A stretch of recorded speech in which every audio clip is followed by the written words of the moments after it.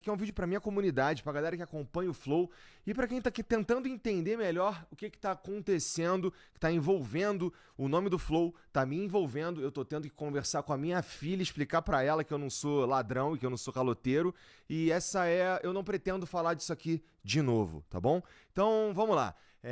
Algumas coisas têm sido faladas sobre nós e eu vou falar de cada uma delas aqui nesse vídeo, tá bom? Pra começar, o Monark, ele nunca foi na minha casa me buscar pra gente fazer o Flow. Ele não me escolheu pra fazer o Flow. Ele não ia fazer o Flow. Eu conheci o Monark em 2016, quando eu me mudei pra Curitiba. Ele tava numa fase esquisita da vida dele, aquele Monark barbudão. E em 2018, quando eu fui falar com ele pra gente fazer uma coisa nova, aí ele falou da ideia de fazer o podcast. E qual era o momento que a gente tava na nossa vida ali? Cara, eu tinha os meus canais no YouTube, eu era reconhecido, eu sou reconhecido dentro do nicho, por exemplo, de fighting games, né? Vira e mexe tem os caras falando ainda de GTA, de Mario Maker, etc. E eu tava fazendo as minhas lives lá no Facebook, que eu ganhava muito bem a ponto de eu conseguir ter as minhas coisas tudo em dia. E eu tava juntando um dinheiro pro próximo projeto que eu ia fazer, porque eu sabia que as lives no Facebook, e assim como qualquer outra coisa na vida, não duram para sempre. Então, juntei um dinheiro.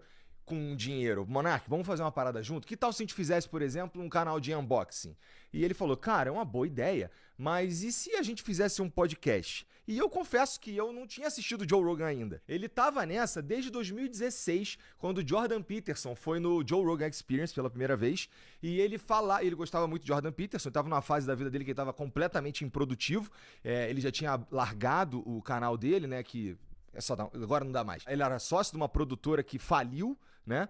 E ele não tinha renda. Qual era o dinheiro do Monark? Era o dinheiro que ele tinha feito com o YouTube no começo e tava guardado, tava no PayPal, tava em dólar, alguma coisa assim que ele falava na época lá. E ele tava numa pira meio esquisita porque ele tava vendo que ele não tava fazendo dinheiro e ele tava só gastando dinheiro. E as indicações que eu tinha de que as coisas estavam meio esquisitas ali era chegar na casa dele e a porta cheia de buraco de soco. Quem tava assistindo as lives dele do contrato do Facebook que eu arrumei pra ele lá no final de 2018, vai lembrar disso. E é muito interessante o Monark falar que ele que tava bem e que me salvou e tudo mais, quando eu tinha o contrato no Facebook que, por conta da minha relevância na cena, eu fazia o dobro dele, inclusive o dobro de dinheiro dele, né?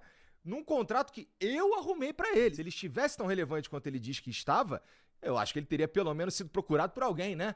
Ou talvez um contrato igual ao meu, pelo menos. Quando a gente foi preparar a sala do Flow, inclusive, que ele diz que ele pintou inteira, ele deve ter esquecido do que a Mariana fez, do que o Gian fez, do que o meu pai fez, inclusive. Ou da vez que a gente foi buscar ele e o Gian as cadeiras lá no Suns Club. Ou da vez que eu fui com ele lá em Santa Felicidade buscar a mesa, que a gente tem, inclusive, até hoje aqui embaixo. E esse quarto tava livre porque a ex-namorada dele foi embora e ele deu os móveis que estavam lá dentro pra ela. E aí, cara, a gente fez na casa dele porque era assim que tava se desenhando a coisa. A gente não precisava alugar um lugar, entendeu? Tinha um quarto livre na casa dele. E em relação aos convidados, como eles chegavam ao programa, cara, o primeiro convidado de todos foi o Drizzy, que é o meu amigo, que foi quem fez eu ir morar em Curitiba, né? O primeiro episódio que a gente conseguiu ter uns números bem interessantes foi o Rafael Lima, do Ideias Radicais, que eu conhecia porque a gente tinha um amigo em comum. E um pouco mais pra frente o David Jones também, foi, acho que o último episódio que a gente fez em Curitiba, que também funcionou. Então dizer que eu não agreguei nada, isso que eu tô citando 3. Dizer que eu não agreguei nada é uma das coisas mais absurdas que dá pra dizer sobre o Flow. Era tudo equilibrado. Eu fazia algumas coisas aqui, ele fazia algumas coisas ali, e isso nunca foi uma questão ao longo dos anos, enquanto a gente tava trabalhando junto. Então vamos lá. Falar que o Flow começou porque o Monark foi me buscar na minha casa, ele me escolheu, etc, não sei o quê, não faz nenhum sentido, já tá explicado aqui. Falar que o Monark financiou o Flow todo com o dinheiro dele também é uma distorção da realidade. O que não falta é testemunha. E essa relevância que ele tá dizendo que ele tinha nessa época, talvez ele esteja confundindo os períodos, porque lá em 2013, realmente o Monark era o maior youtuber do Brasil, ele perdia em números pra galinha pintadinha só, né?